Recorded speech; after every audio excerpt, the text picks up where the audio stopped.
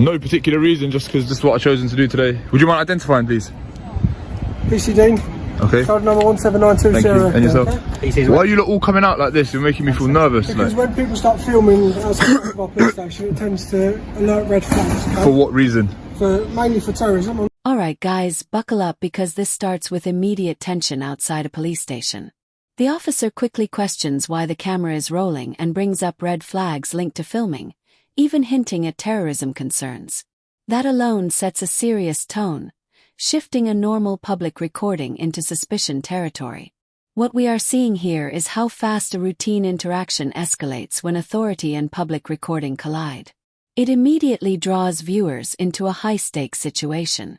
Okay, but mainly because the majority of people come around, they like to film our cars, know what our registrations are, know what our police officers look like. What? Okay. No procedures for getting in and out of the building safe and securely, so that in that way they can potentially perform a terrorist attack, okay, and have it all on recording. So that's why we come down and we like to check to make sure why they are. So you asked me to identify myself. Yeah, I'm not going to identify, no. No. Why is that? I'm not required to, I'm not committing any offence.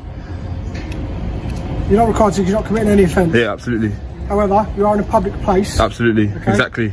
So under section 50 of the Police Reform Act, okay, you could be required to identify yourself with name and address, or you could be arrested, okay? If your behaviour is believed to be antisocial. So am I behaving antisocially? Alright guys, the situation shifts sharply as legal pressure enters the conversation. The officer introduces section 50 of the Police Reform Act, suggesting the auditor could be forced to identify himself or even face arrest for antisocial behavior. The auditor pushes back firmly, stating he is not committing any offense and has no obligation to comply. This is where the power struggle begins to intensify around legal interpretation and authority. Tension builds as both sides assert control. I'm not going to give you my name. I wouldn't suggest using the section 50 power. You would have to prove that I'm behaving antisocially, causing members of the public harassment, alarm, and... Okay, so how's my behaviour? If you're filming and the fact that you're standing outside, if there was a member of the public to walk past and feel completely distressed by the fact that you... How would they feel distressed by that? Am I engaging anyone else? I'm just here filming you. You walk past... What are we doing? And are you going to nick me now, are you? Well, I'm going to ask you to move on, sir. I'm not going to move on, I'm in a public place. At the moment, you're not in a public place, sir. This is cast as a part. Alright guys, now the argument moves into a heated debate about land ownership and public space.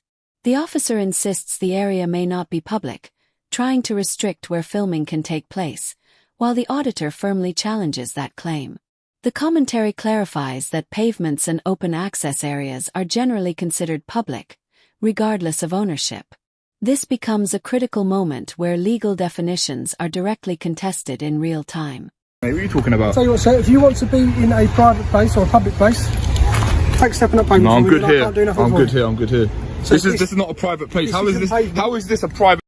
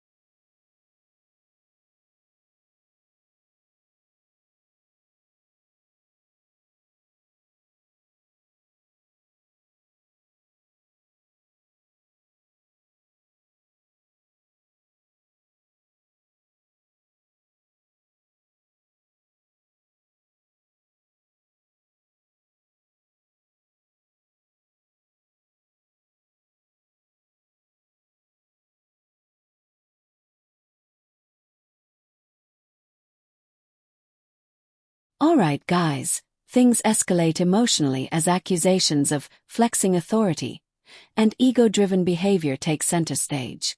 The conversation becomes less about law and more about tone and control. Swearing enters the exchange, marking a clear breakdown in professionalism. Both sides start challenging each other more directly, and the interaction shifts from legal debate to personal confrontation. This is where the situation becomes visibly unstable and unpredictable.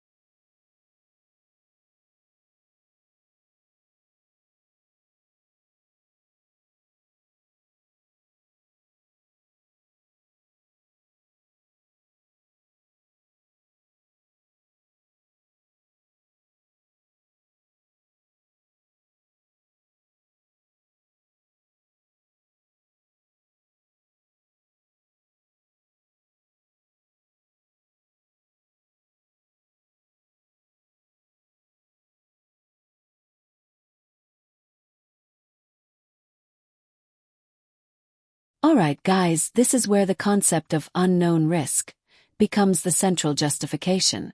Officers explain they must treat the individual as a potential risk due to lack of identification, while the auditor strongly challenges this reasoning, arguing it has no real legal grounding without reasonable suspicion. The commentary breaks down how this mindset can stretch policing boundaries and shift it from evidence-based action to assumption-based control. A key turning point in the encounter.